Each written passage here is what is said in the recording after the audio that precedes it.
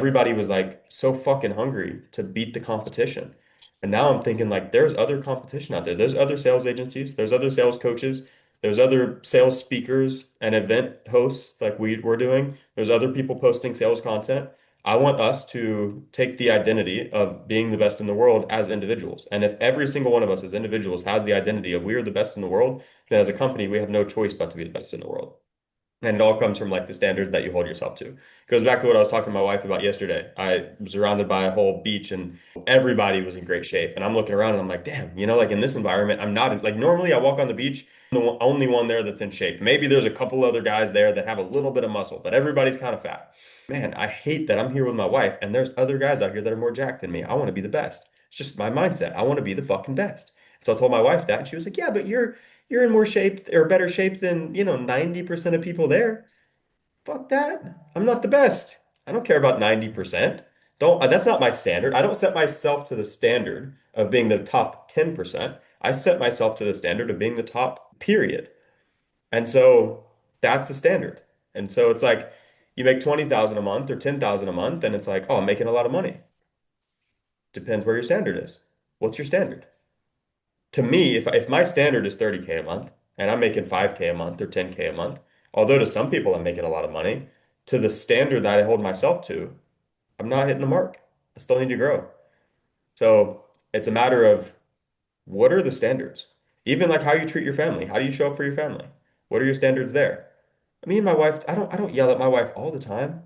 I don't cuss her out all the time. I mean, every husband cusses their wife out every once in a while. Depends on the standard.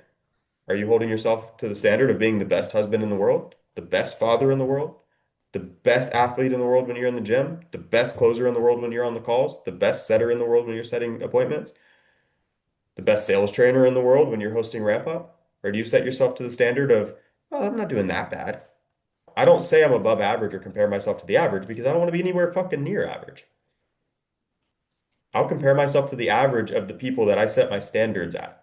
So whenever I hear, for example, and I'm in a room with him and he's doing 100 million a month and I'm sitting here with doing a million a month, we're collecting a lot of cash as a team, but in comparison to what some other people are doing, we're just scratching the surface. And my goal isn't to just be a good company. My goal is to be literally, guys, like I'm telling you, in 5 years from now, there will be a stage where our entire team hosts this massive event. Thousands and thousands of people bought tickets to come.